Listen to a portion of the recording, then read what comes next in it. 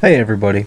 So now that Insomniac has officially released all three of the Spider-Man DLC series for Spider-Man PS4, we can now look back on it and ask ourselves, was it worth it?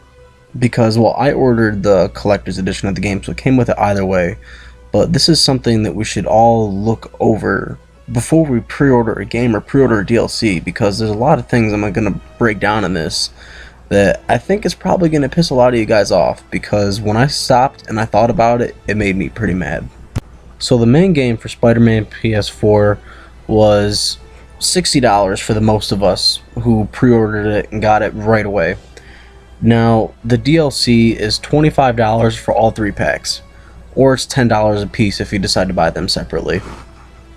And according to GamesRadar.com, if you're a completionist and complete everything to 100% in the main game, it's around 31 hours is the average to beat that.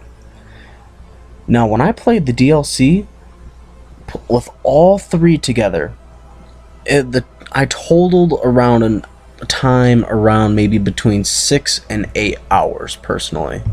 And here's why that pisses me off. Because I paid $60 for the base game, and I also paid another $25 for this, and it didn't even come close to the amount of content that the main story has. The main story is actually a good story. It has so many suits with different suit powers for almost every single one. Not a single DLC suit has a suit power. You really could have thought that they could have put organic webbing in for a suit power for the Raimi suit. I mean, I know the Raimi suit was free, but you really think they could have just put in a little thing like, oh, hey, you get unlimited webbing for like 15 seconds. I don't know. I feel like they could have done it, and I think they just got lazy with it, but that's just my personal opinion.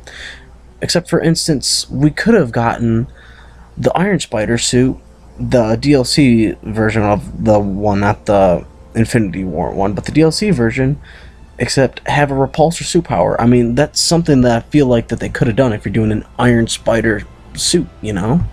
And that's one thing that really made me mad about the first DLC. The first three suits that we got for that DLC were absolutely terrible. And this is what also drives me crazy.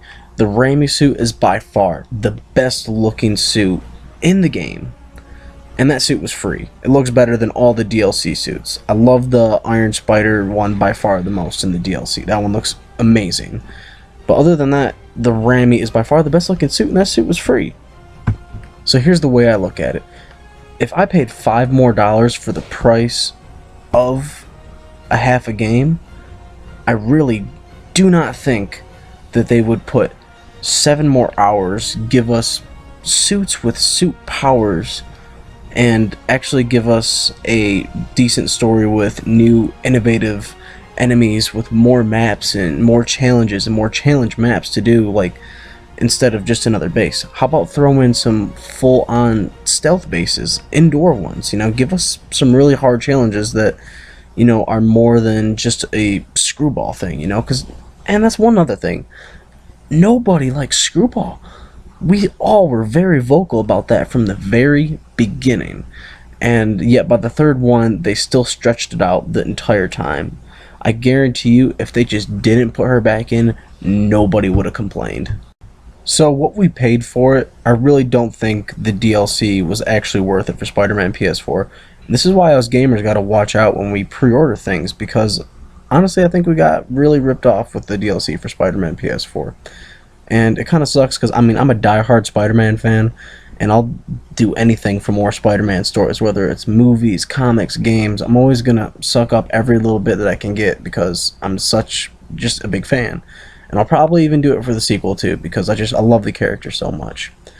But when I look back on it, it really is disappointing to see how I feel like we got ripped off in this DLC.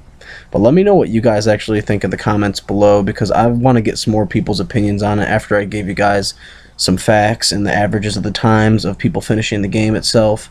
But let me know what you guys think. I'll see you guys in the next one.